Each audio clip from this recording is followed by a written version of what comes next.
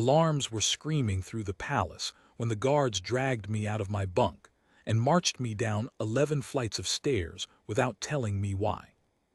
My name is Daniel Ashworth, and 3 months ago I was fixing water pumps in the lower district of a planet that was not built for humans. Now I had 2 armed aliens gripping my arms so tightly I could feel my own pulse in my wrists, pulling me toward the one place in this entire empire that outsiders were never allowed to enter. The Hall of the Unbroken Queen. I had heard stories about it from the moment I arrived here. A suit of armor that once belonged to the empire's greatest ruler, sealed behind glass and guarded day and night, worshipped more than studied. Nobody touched it. Nobody explained it. It simply existed, silent and golden, like a monument to a woman who had died 1,000 years before I was born. The guards shoved me through 2 enormous doors, and the noise hit me first. Shouting, machines beeping in panic. A dozen alien engineers in fine ceremonial robes were surrounding a raised platform, waving their hands over control panels like men trying to put out a fire with their bare fingers. And there it was, the armor, standing upright on its pedestal, glowing a dull, angry red instead of its usual gold, cracks of light pulsing along its chest like something was trying to escape from inside it. A tall woman in deep blue robes turned toward me the second I walked in. Her eyes were sharp, tired, and furious all at once.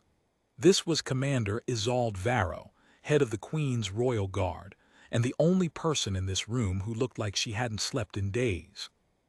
"You," she said, pointing at me like an accusation. "You are the human who repaired the water systems beneath the East Wing." "I am," I said, my voice cracking slightly, "but I don't understand what I'm doing here."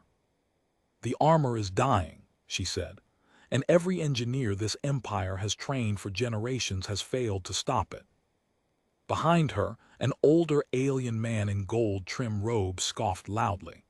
This was Chief Engineer Talon Reeve, the Empire's most decorated technician, a man who had spent 40 years studying this exact suit of armor and had never once been allowed to touch its inner mechanisms without a prayer first. "This is madness," Reeve snapped. "A human hasn't even been trained in our sacred technology. He fixes pipes."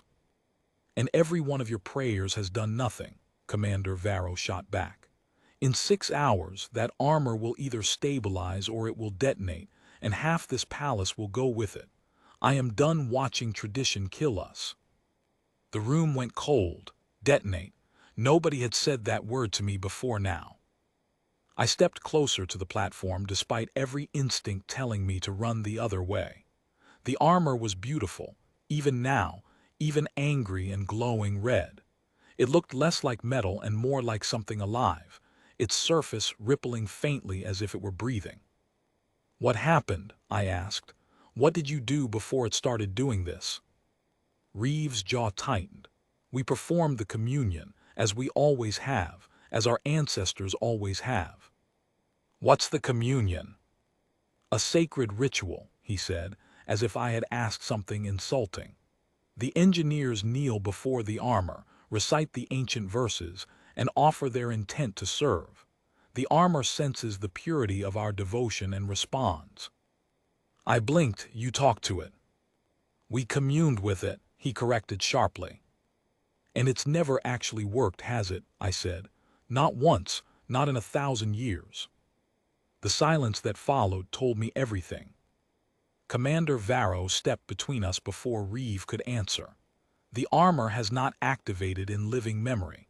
It has only ever glowed faintly, enough to convince our people it still remembers its purpose. Until 3 days ago, when the border reports came in." "Border reports of what?" Her face tightened. "A fleet, unmarked, unknown, moving toward our outer colonies faster than anything we have on record. Whatever they are not here to negotiate." I felt my stomach drop. This wasn't about restoring a museum piece. This was about survival. "So you're hopping a suit of ancient armor is going to save you from a fleet you don't even understand," I said. It is the only weapon this empire has ever possessed that could stand against something like this, Varro said quietly. Our ships are fast, our weapons are strong, but the Unbroken Queen's armor was said to end wars before they began. If it wakes fully, it wakes for her heir. She nodded toward a young woman standing near the back of the hall, dressed simply compared to everyone else, her hands folded tightly in front of her. This was Princess Eveline Kasser, next in line for the throne, and the only living relative of the queen this armor had been built for. Eveline looked at me with an expression I hadn't expected from royalty. Not pride, not suspicion, just quiet desperation. "Please," she said softly, "everyone keeps praying to it. Nobody has asked it what's wrong." That single sentence changed everything for me. I turned back to the platform and looked at the armor the way I would look at a broken pump, not a god. I crouched down near its base, ignoring the gasps behind me, and ran my fingers along a seam near its ankle joint, where the metal had thinned unnaturally. "Get me a light," I said, "and stop chanting at it for 5 minutes." Reeve looked ready to argue, but Varro silenced him with a glance sharp enough to cut steel. A young engineer named Corin Ashby, barely older than a trainee, hurried forward and handed me a small handheld light without a word. He was the only person in the room who didn't look at me like I had crawled out of the gutter. I clicked the light on and examined the inside of the ankle joint. What I saw made my chest tighten. "This isn't broken," I said. "It's clogged." "Clogged," Reeve repeated, disgusted. "This is sacred technology, not plumbing." "Everything is plumbing if you look at it long enough," I muttered, more to myself than to him.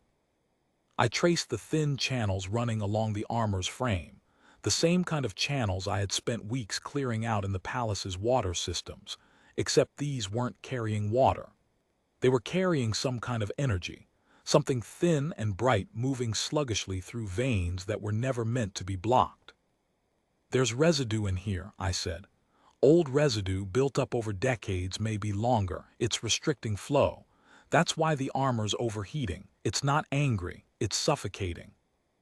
Varro crouched beside me, ignoring the horrified look on Reeve's face. "Can you clear it?" "I don't know your technology," I admitted. "But I know blockages, and I know panic makes people do the wrong thing at the worst time." "We have less than 6 hours," she reminded me. "Then stop wasting them arguing with me," I said, sharper than I meant to. Reeve stepped forward, his voice rising. "This is our sacred inheritance. We will not allow an outsider to tear it apart based on a guess." Princess Eveline finally spoke again, her voice steady despite her age. "Chief Engineer Reeve, 40 engineers before him tried devotion. He is offering something else. I would rather try something new than watch our home burn out of pride." Reeve's mouth opened, then closed. He didn't argue again, but the look he gave me could have melted steel. I turned my attention back to the armor, my hands trembling slightly, not from fear of the machine, but from the weight of what would happen if I was wrong. "I need tools," I said. "Simple ones, something thin enough to reach into these channels without damaging them." Corin disappeared and returned minutes later with a small case of delicate instruments, the kind used for detailed inner repairs. I picked through them until I found a thin metal rod with a slight curve at the end. "This will work," I said. "You're certain?" Varro asked. "No," I admitted, "but certainty isn't something I've ever needed to fix something, just patience." I worked slowly, sliding the rod into the channel near the ankle, feeling for resistance the way I would feel for a clog in old piping. The armor's red glow pulsed faster, almost like it noticed me, like it was reacting to the intrusion. "It's fighting him," someone whispered from the crowd. "It's not fighting," I said through gritted teeth. "It's just old. It hasn't been touched properly in longer than any of you have been alive." I pushed gently, feeling the resistance give slightly, and a thin trickle of dark residue oozed out along the rod. The glow flickered, dimming for just a second before steadying again. "Keep going," Varro said quietly. I moved to the next channel, then the next, clearing small blockages one at a time while the entire room held its breath around me. Every few minutes, the armor's pulsing red glow dimmed slightly, then returned, like a heartbeat trying to steady itself after running too hard for too long. Reeve watched from the shadows, arms crossed, his expression unreadable. I could tell he wanted me to fail. Not out of cruelty, I realized, but because if a human could fix what an empire of sacred engineers could not, it meant something about their traditions had been wrong for a very long time. Hours passed. My hands cramped. Sweat dripped down my back despite the cool air of the hall. Corin brought me water twice without being asked, and each time I caught Reeve glancing at him with quiet disapproval. "How much time do we have?" I asked at one point, not looking up from my work. 2 hours, Varro said.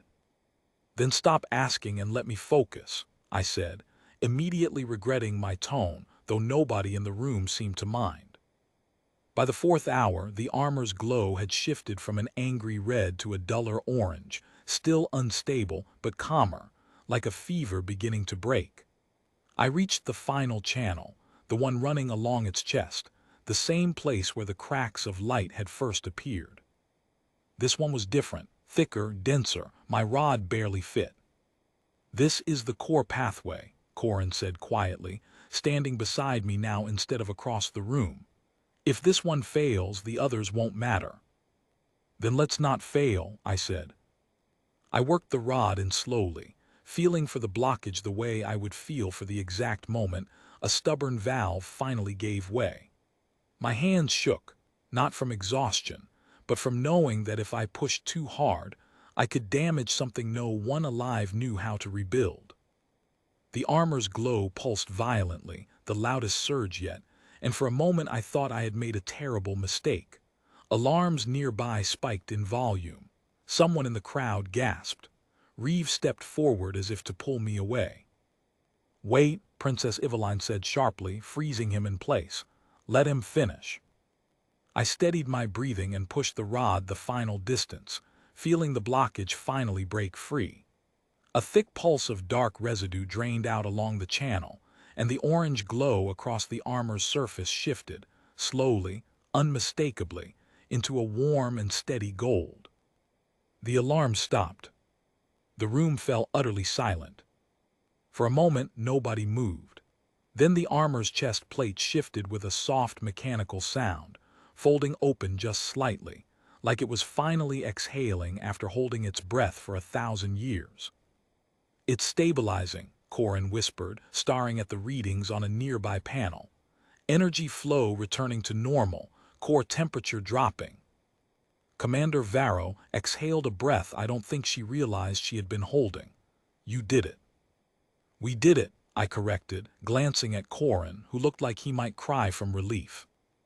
Reeve stood frozen near the back of the hall, staring at the golden glow now steady across the armor's frame. For the first time since I had entered this room, he looked less like a proud chief engineer, and more like a man watching everything he believed in quietly rearrange itself. Princess Eveline stepped forward slowly, approaching the armor the way someone approaches a sleeping animal they aren't sure will wake calmly.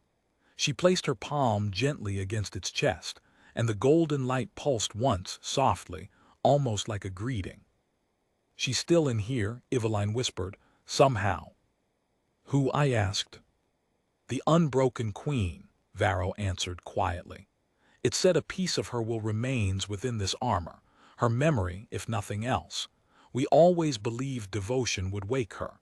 Never once did we consider that she simply needed someone willing to get their hands dirty."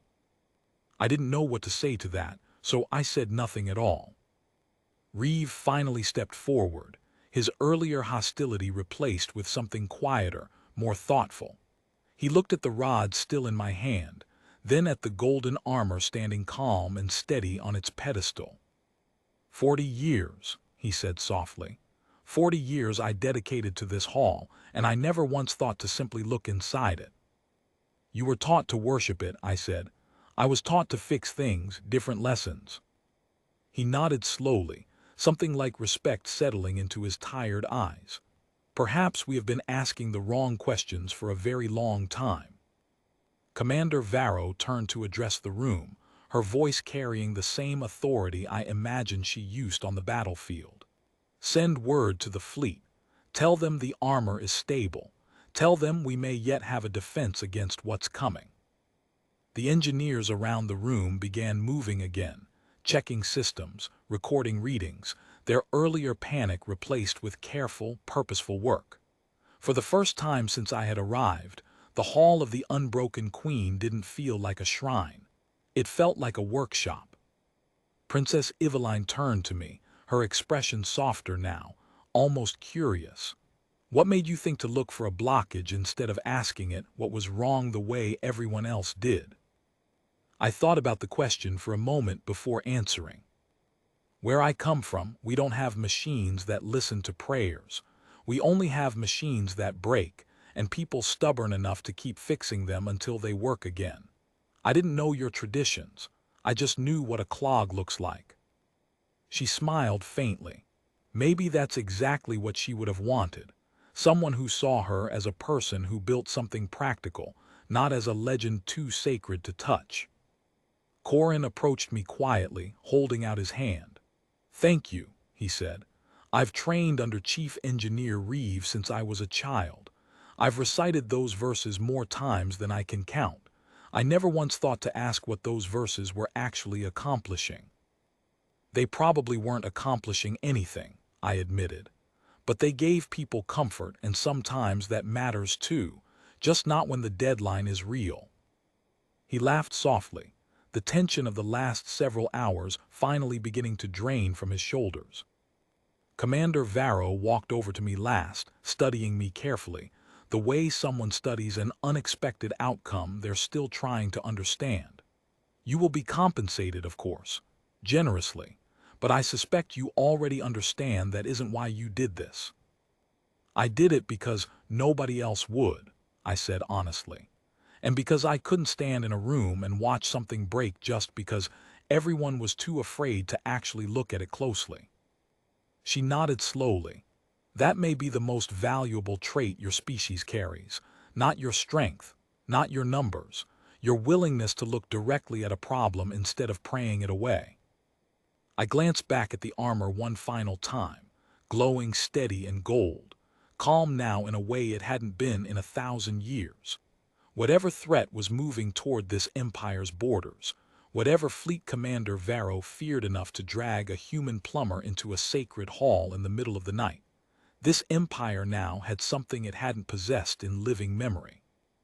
A weapon that worked, a history that finally made sense, and perhaps, buried somewhere deep inside that golden armor, a queen who had simply been waiting for someone practical enough to notice she wasn't broken at all.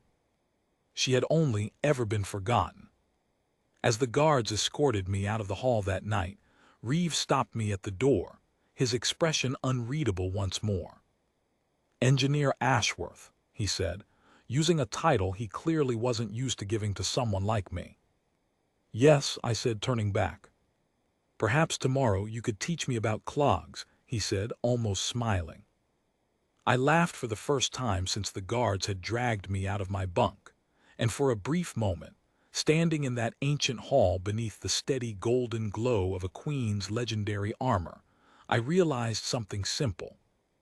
Sometimes the greatest legends in the galaxy aren't broken because they're cursed, or forgotten, or unworthy. Sometimes they're just waiting for someone stubborn enough to finally look closely, and humble enough to admit that even the most sacred things in the universe occasionally just need a good, honest cleaning.